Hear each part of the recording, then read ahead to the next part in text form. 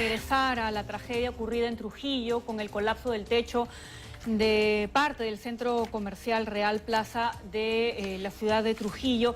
¿Y cuáles son las consecuencias penales? Porque hay 6 muertos y ninguna muerte puede quedar impune. Alguien tiene que hacerse responsable a nivel penal. Político también, por cierto, pero vamos a hablar de eso más adelante. Pero ahora queremos conocer cuáles podrían ser las consecuencias a nivel penal y estamos ya enlazados con el doctor Julio Rodríguez, abogado especialista justamente en materia penal, para que nos pueda dar los alcances al respecto. Doctor, gracias por estar en contacto.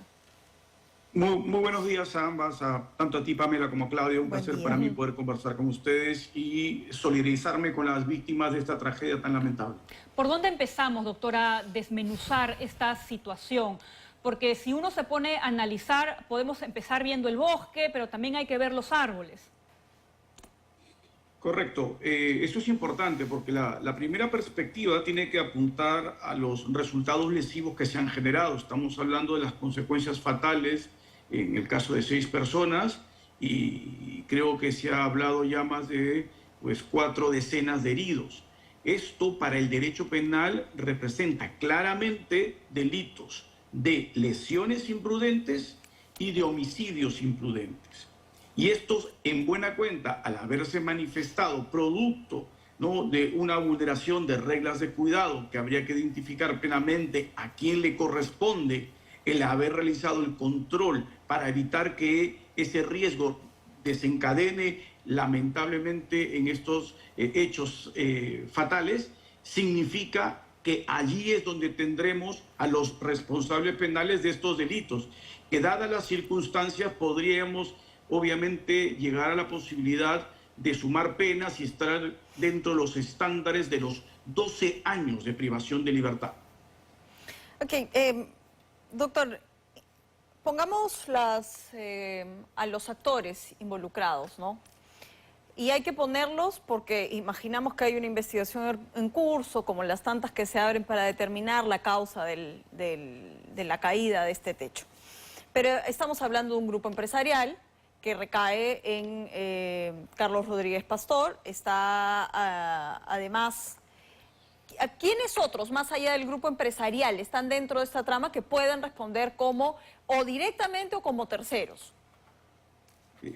Mire, Claudio, es importante la pregunta porque lo que tiene que identificarse es si es, en el caso específico, viable que tengamos diversas vulneraciones de las reglas de cuidado en un establecimiento de esa naturaleza que pueden ser atribuidas no solo a quien le corresponde ser el titular del bien, sino a aquellos además quienes tienen el deber de verificar si las condiciones son óptimas para que se pueda allí albergar a un gran grupo de personas.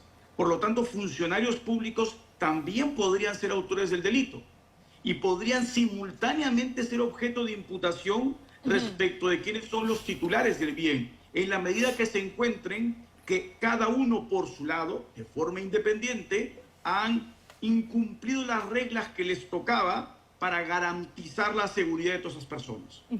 Ahora, yendo más allá, ¿no?, metiéndonos un poco más en el tema, se tendría que identificar, por ejemplo, a quién diseñó el techo, quién construyó el techo, quién dispuso los materiales que se debían utilizar, quién los aprobó, tanto del lado de la empresa como del lado de la municipalidad. Todos ellos podrían verse involucrados.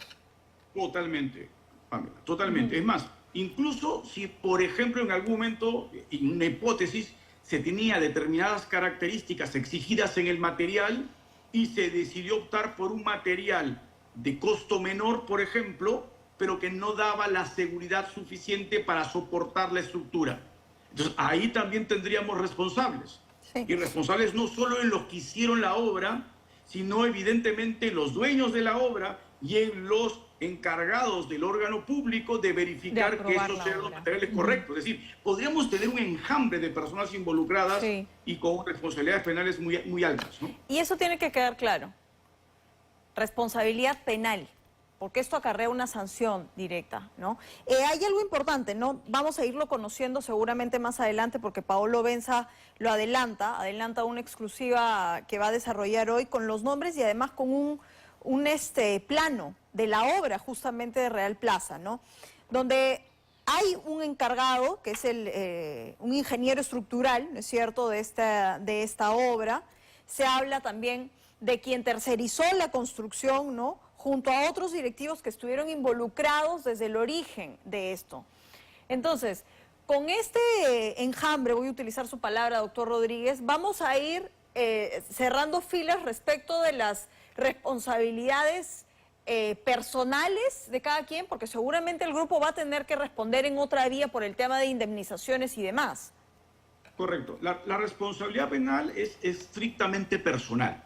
Cada uno responde por la función que tiene, por el rol que tiene y por las exigencias que le tengo que hacer a determinada persona. El que se encarga de gestionar y verificar que todo esté correcto responderá. El que aprueba los materiales a utilizar responderá. El que diseña la estructura y se equivocó en ese diseño responderá. El órgano fiscalizador del Estado que debió verificar aquello también tendrán que responder. Es decir, porque lo que podemos ir anticipando, y esto es una hipótesis, es que cada una de estas vulneraciones de las reglas basta por sí sola para haber producido ese resultado.